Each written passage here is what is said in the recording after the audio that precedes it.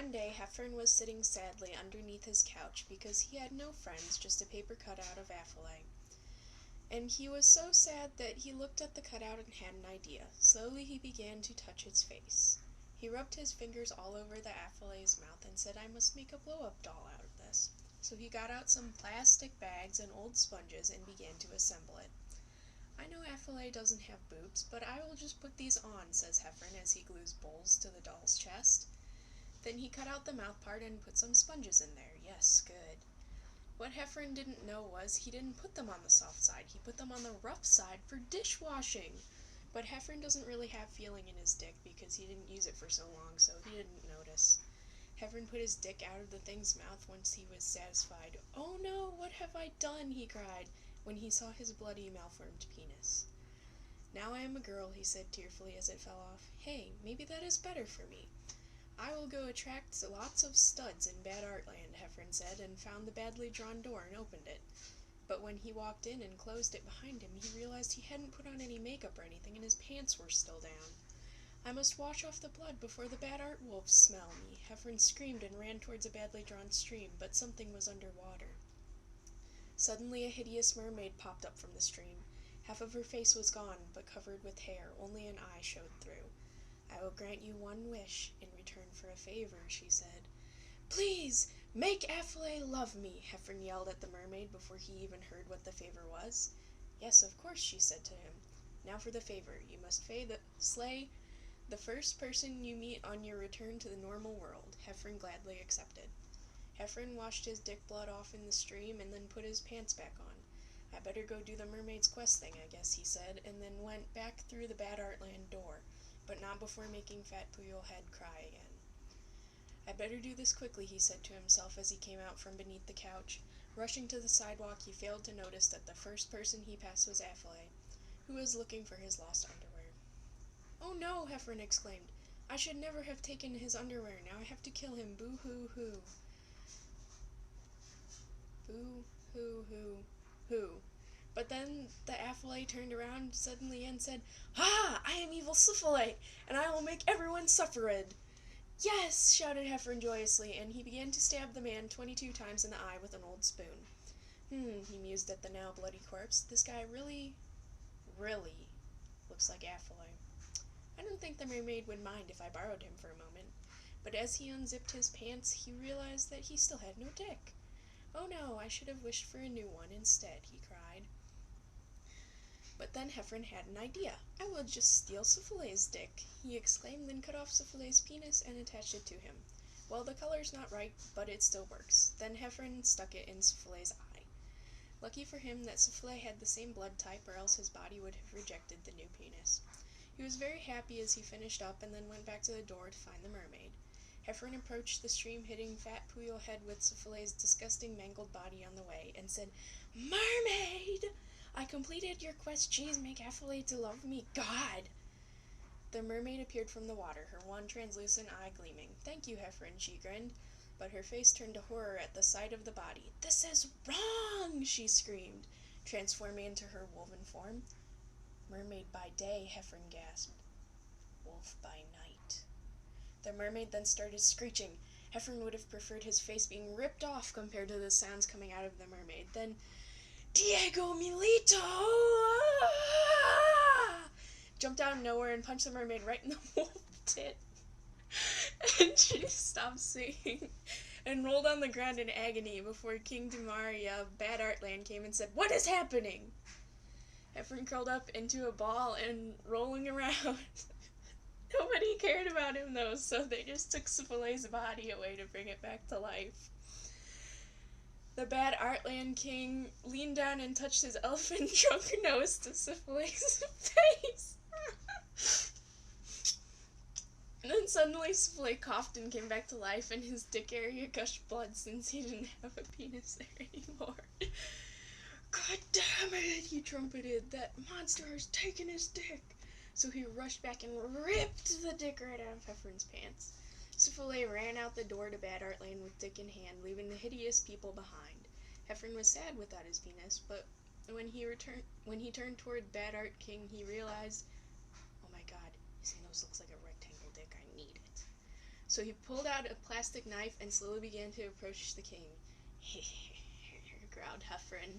"No, I command you to stop," he roared. "Never!" shouted Heffren, and he lunged, knife in hand. He cut off the king's nose stick and grabbed it in triumph, ripping the last hanging pieces from his face. Just as Heffren was about to run away with his prize, he turned around because he heard a popping sound. The king's nose regenerated. "Take him to the dungeon," the king screamed. "He got blood on my clothes." "No!" Heffren wailed, struggling to pull himself into the other world. The guards were too strong for him and tossed him back onto the spiky neon green grass. Although I guess it could just be other colors. Heffren fought desperately, but his 0 hours of workout failed him. Upon arrival at the dungeon, Heffren started crying. His executioner was Fat Puyohead. He smiled at Heffren when he was led by and quietly whispered, "You will pay, my sweet." "You," Heffren devised a plan. "You are ugly and smell like poo," he began to say. "No," Fat Puyohead turned away. "Your mom is so ugly that her face is gross." "Stop!" said "Your parents never loved you because you're a gross, ugly, smell, fat, dumb, poop, fart head." "Enough!" cried rolling away. Fat Puyohead rolled into an elevator and pushed the button with his tongue. Heffren was led to the dungeon by Bad Art, Messi, and Alexis, and in the corner, Claudio Bravo sat with a knife and an apple in his retarded face. "No, please not here," Heffren cried. "Ha ha ha!" Everyone laughed at him. "Yes, it is time." They led him out to a stage and tied him to a chair. No matter how hard he squirmed, it was futile. There was no escape. "No, please, no!" Just then, some anorexic scene wolves burst into the woods and attacked all the people in the crowd and the ones keeping Heffren captive. One approached Heffren and said, "If you let me charge my iPod at your house, I'll release you." "Do you have the charger?" said Heffren. "Yes, it's hidden in my giant hair." "Okay, bite the ropes. Let me free!" Heffren screeched at the wolf. The scene wolf gnawed at his rope with its obnoxiously long fangs. "You are free!" its companions screeched in unison. "Ah, yes!" Heffren climbed onto the back of the largest, most marked one. It also held the most glow sticks, signaling its role as alpha. "I ride out of here in style," Heffren grinned, putting on his sunglasses. "Do you like Homestuck?" asked one wolf as they charged toward the fence made out of bones of other bad arts that were executed. The alpha leaped over it easily, but some of the other scene wolves got cut, exposing their rainbow inner organs. But they healed super fast, because that's their power. One wolf with 6 piercings in one ear, rainbow mane, and snake bites ran up beside them and said, "Hey, I'm in heat. You in the mood to yiff?" "Mrrr," and exposed this wolf butthole to Heffren. "No, thank you. I don't have penis anyway," Heffren recalled sadly. Seeing his tears, a neon orange fox dragon wolf flattened his hurt ears and sniffed at Heffren's legs. "I know someone who can help you." "Two someones, actually," it informed him. Heffren dried his tears and looked up. "Who?" he asked. "They are called," it glanced around, "the Super Mario Dance Bros." "Yes," said Heffren. "Take me to them." "Change direction!" shouted the alpha. The wolves ran through the forest of badly drawn trees and toward a green and red cabin in the woods. "This place looks shitty, are you sure?" Heffren said to the alpha. "Yes, don't complain!" It screamed at him. "Okay," said Heffren. They entered the cabin, and it was in complete darkness. Suddenly it illuminated, but the walls and floors were all black. Only the backs of 2 men could be seen. Suddenly music started playing, and they turned around. "Oh, God!" screamed Heffren. "I've always wanted to be a dancer," began a hushed voice. "It's time to follow my dreams," chimed in another.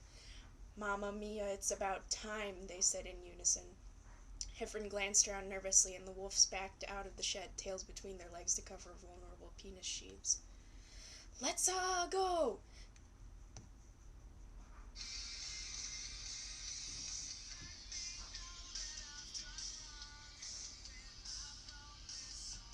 Two men burst from the shadows and began dancing inhumanly. They screeched as they slowly moved towards Heffren, their pale cylindrical lips moving like a fish's. "No, please. I just want my penis back," Heffren cried. They pelvic thrusted at Heffren. "I just want to be healed," he cried, but they were relentless.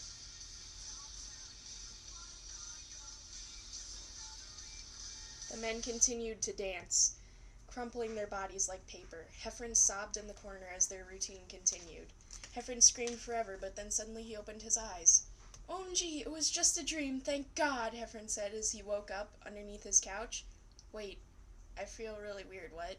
Heffrens rolled over and put his hand down his pants. He felt something furry. He opened his pants and there was the dick of a wolf, and surrounded by that, pubes made of the Dance Brothers' mustaches. He sighed. Just another day, he figured. To end!